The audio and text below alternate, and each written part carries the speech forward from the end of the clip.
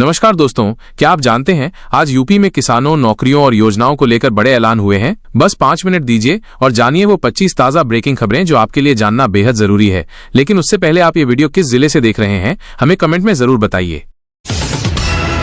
UP के deputy CM Brajesh Pathak ने सपा पर हमला बोलते हुए कहा कि बीते शासन में अपराधियों और अवैध कसाईखानों को संरक्षण मिला था, जबकि वर्तमान सरकार ने कानून व्यवस्था मजबूत कर दी है। सीएम योगी आदित्यनाथ ने जीएसटी सुधार जागरूकता अभियान की शुरुआत की। 22-29 सितंबर तक व्यापारियों व जनता को स्वदेशी उत्पादों के प्रयोग और नए जीएसटी नियमों के लाभ समझाए जाएंगे। प्रधानमंत्री द्वारा जीएसटी में बदलावों को हकारते हुए बताया गया कि जरूरी वस्तुओं की कीमतें कम होंगी, युवाओं को रोजगार मिलेगा, बाजारों में उछाल आएगा और महंगाई पर नियंत्रण संभव होगा।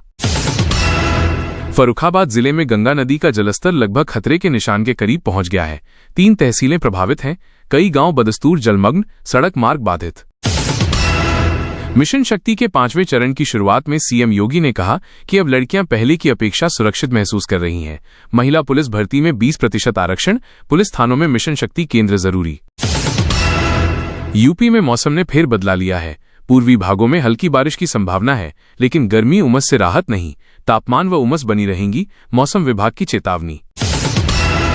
राष्ट्रीय संस्थागत रैंकिंग फ्रेमवर्क NIRF 2025 में IIM लखनऊ को प्रबंधन संस्थानों में यूपी का शीर्ष स्थान मिला है।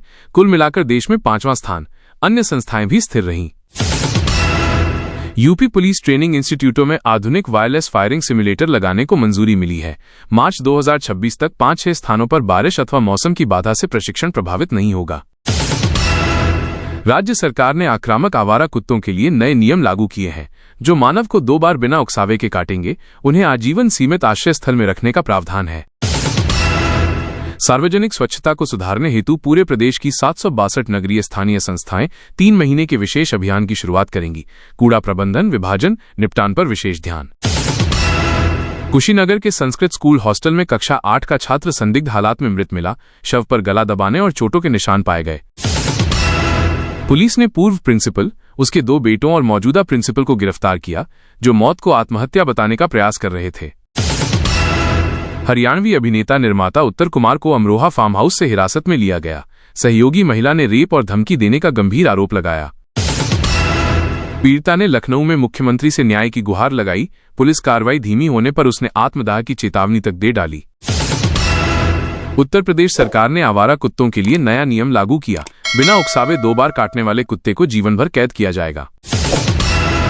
जिन कुत्तों ने हल्की चोट पहुंचाई है, उन्हें 10 दिन तक निगरानी में रखकर नसबंदी व टैगिंग के बाद वापस छोड़ा जाएगा।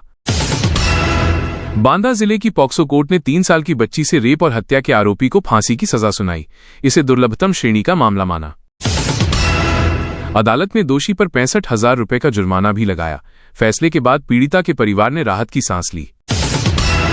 फिरोजाबाद में 53 वर्षीय आरोपी गिरफ्तार, जिसने 10 साल की बच्ची से दुष्कर्म की कोशिश कर विफल होने पर उसकी हत्या कर दी। घटना के बाद ग्रामीणों में आक्रोश फैल गया। लोग सुरक्षा व्यवस्था और बच्चों की सुरक्षा पर सवाल उठाते हुए सड़कों पर उतर आए।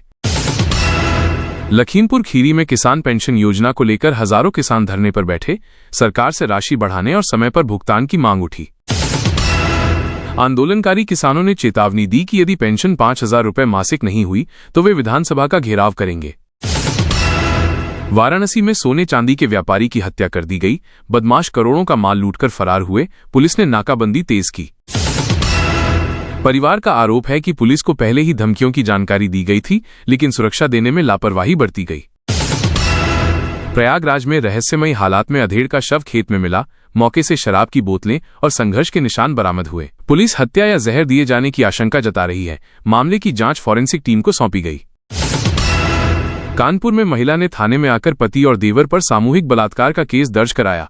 आरोपियों की गिरफ्तारी के लिए छापेमारी जारी। घटना के बाद महिला संगठनों ने शहर में मोर्चा निकाला और अपराधियों को कड़ी सजा देने की मांग की। मेरठ में व्यापारी अपहरण कांड का खुलासा हुआ।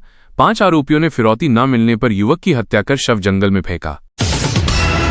पुलिस ने मुख्य आरोपी को मुठभेड़ में पकड़ा, जबकि 4 फरार बदमाशों की तलाश के लिए कई जिलों में सर्च अभियान चलाया जा रहा है। तो दोस्तों, ये थी आज की 25 सबसे बड़ी यूपी की खबरें। अगर आपको वीडियो पसंद आया हो तो लाइक करें, शेयर करें और सब्सक्राइब करना ना भूलें। अगली बड़ी अपडेट के साथ फिर मिलेंगे।